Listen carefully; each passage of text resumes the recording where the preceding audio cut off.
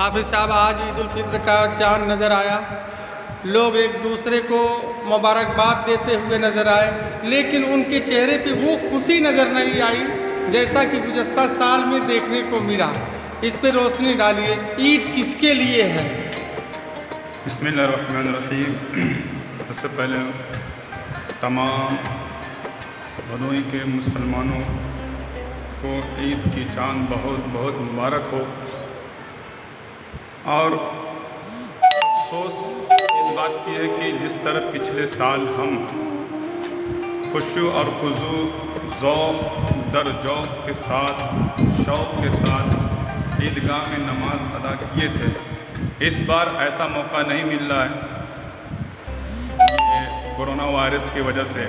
اللہ تعالیٰ کی بارگاہ میں دعا ہے کہ ہم سب کو اپنے حبیب کے صدقے میں اس وبا سے نجات عطا فرمائے۔ آمین۔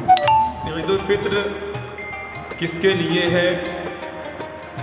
یہ حدیث پاک بھی ہے کہ سرکار دو عالم صلی اللہ تعالی علیہ وسلم کے محبت سے سرشار دیوانوں، سچی بات تو یہی ہے کہ عید تو دراصل ان خوش نصیب، خوش بخت مسلمانوں کے لیے ہے جنہوں نے ماہ محترم رمضان مبارک کے احترام میں اللہ کی عبادت کی، نماز روزہ کی پابندی کیا، ذکر کی، اللہ کے ذکر میں محو رہے، قرآن کی تلاوت میں مشغول رہے۔ سچی بات یہی ہے کہ عید ان کے لیے ہے۔ اور پیارے اسلامی بھائیوں، رمضان المعظم کے روزوں اور نمازوں اور دیگر عبادات میں جو گزارا، دراصل عید ان کے لیے ہی ہے۔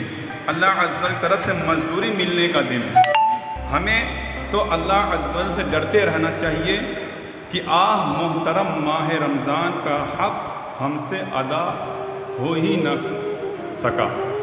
تو پیارے اسلامی بھائیوں، جہاں پر عید کی بات ہے، عید کی بے شمار فضیلت بھی ہے اور عید کی رات کی بے شمار فضیلت ہے۔ حدیث پاک میں آتا کہ شب عید الفطر ہو سکے تو عبادت میں گزاریں، ورنہ کم از کم عشاء اور فجر کی نمازیں باجماعت ادا کریں تو بحکم حدیث پوری رات عبادت کا ثواب ملے گا۔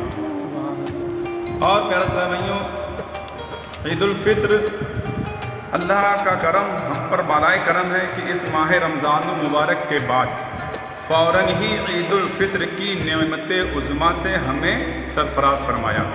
عید سعید کی بے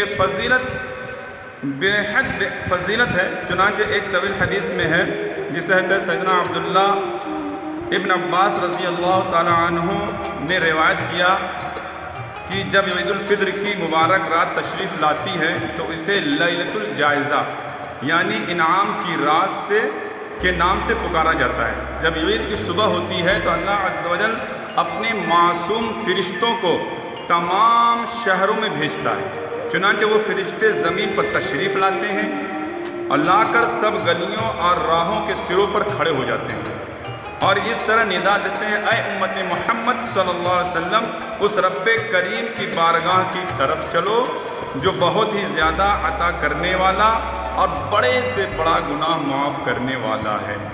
تو فرشتے پیارے سے ندا دیتے ہیں، اے بندو مانگو، کیا مانگتے ہو؟ میری اللہ عز و جل ندا دیتا ہے، اے بندو مانگو، کیا مانگتے ہو؟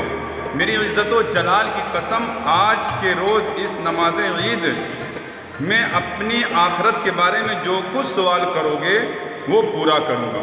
تو پیارے صاحب بھائیوں، یہ عید سعید بہت ہی فضیلت والا دن ہے، تو اس میں ہمیں اللہ عز و جل سے، اللہ عز و جل بارگاہ میں رجوع کرنا چاہیے، اپنے گناہوں کی مغفرت طلب کرنی چاہیے، اور اس جو وبا پھیلی ہوئی ہے اس عید سعید کے صدقے میں اللہ کے بارگاہ میں تمام مسلمانوں سے اپیل ہے کہ اپنے گھروں میں جو نماز پڑھیں گے، جو عبادت کریں گے اور جو مسجدوں میں 5 لوگوں سے نماز عید ادا کریں گے، ان کی بارگاہ میں بھی اپیل ہے، گزارش ہے کہ اللہ کے بارگاہ میں رو رو کر دعا کریں، اپنے گناہوں سے توبہ کریں اللہ کے بارگاہ میں، اور اللہ کے بارگاہ میں جہنم کے آگ سے نجات کے لیے اللہ کی بارگاہ میں دعا کریں، اور بالخصوص اس وبا کے لیے دعا کریں کہ اللہ عز و جل اس وبا سے پورے ملک ہندوستان کہ لوگوں